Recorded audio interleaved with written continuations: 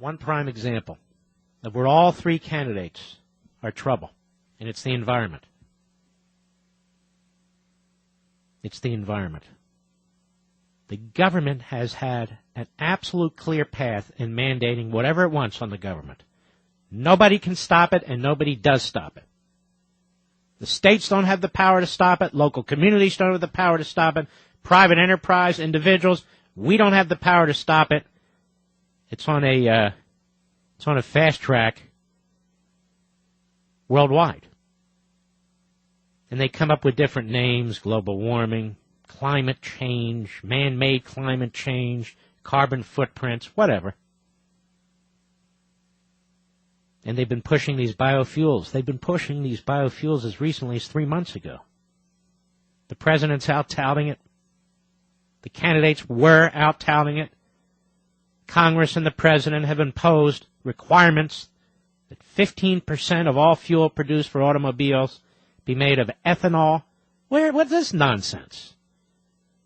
They put heavy tariffs on the importation of ethanol to prop up an ethanol, quote-unquote, industry in this country. It's really a farm bill. Certain communities and individuals are making out like bandits. The rest of us have to subsidize it. The rest of the world has to subsidize this. And, of course, it's all under the heading of a clean environment, and it always will be. This is the warning flare that people need to pay attention to, the biofuels. This is the warning flare of what happens when a handful of central planners in Washington, D.C., in London, England, in Paris, France, and the other capitals of the West get together and decide how they're going to run the world. And, of course, they always camouflage their efforts with nice-sounding things like clean air and clean water and all the rest of it. And then they take responsibility for nothing. For over 30 years, the Sierra Club, the Nature Conservancy, Greenpeace, and all the rest of them have fought time and again in court, in Congress, in the state legislatures against expanding nuclear energy.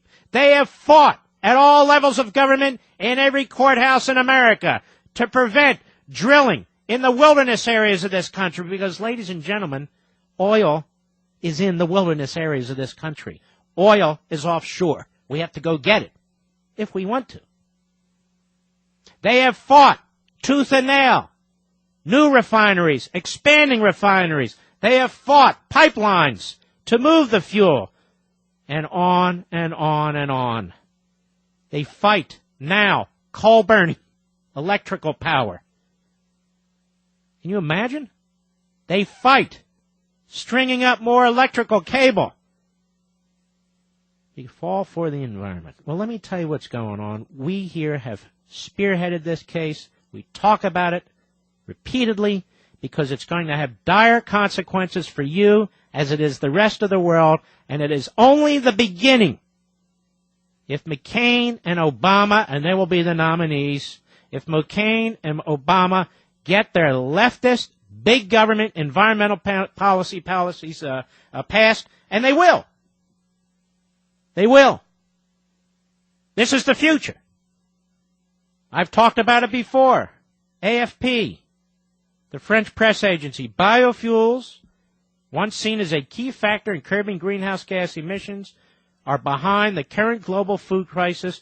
Major oil producers and consumers charged at an energy forum here yesterday. A conflict is emerging between foodstuffs and fuel, with disastrous social conflicts and dubious environmental results.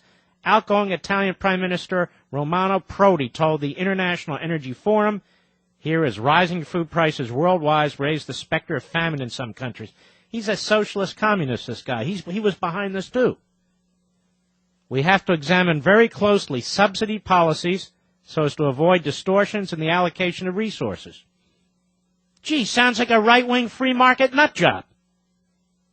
Agriculture prices were not only being driven by rising demand, but also by increased cultivation for biofuels, creating strong tensions in a number of countries. Biofuels were developed as part of plans to limit and reduce greenhouse gas emissions held responsible for global warming. But since they take up land that would otherwise be used for food production, they have been increasingly blamed for soaring food prices. These are the central planners of global warming, and they've only just begun. Now, let me be the first to underscore something. Raise the volume on your radio. Turn the knob. Listen up. This will be on marklevinshow.com. We will have the audio. Who was one of the people behind ethanol, which is a biofuel? Who was one of the people early on who deserves credit, or shall I say discredit, for pushing the use of basic food crops, or crops for food, to be used for fuel? Who was it? Al Gore. I'm the first to talk about it, and I hope I'm not the last. Al Gore. Now, he was just given the Nobel Peace Prize for his efforts to build up and disseminate greater knowledge about man-made climate change and to lay the foundations for the measures that are needed to counteract such change. And for that, he got the Nobel Peace Prize. But back in 1998, December 1, when he was vice president at the 3rd Annual Farm Journal Conference, we will link to this on marklevinshow.com, he said in part the following: I was also proud to stand up for the ethanol tax exemption when it was under attack in the Congress, at one point supplying a tie-breaking vote in the Senate to save it. The more we can make this homegrown fuel a successful, widely used product, the better off our farmers and our environment will be. We're having riots, economic dislocation, poor people starving in Haiti, in the Philippines, in Vietnam, throughout Africa, and it's only going to get worse. The UN, which I don't care much for, is warning of an absolute human catastrophe in the following months and definitely in the next few years. It's only going to get worse as the populations increase and there's more and more pressure in the West to turn crops into fuel.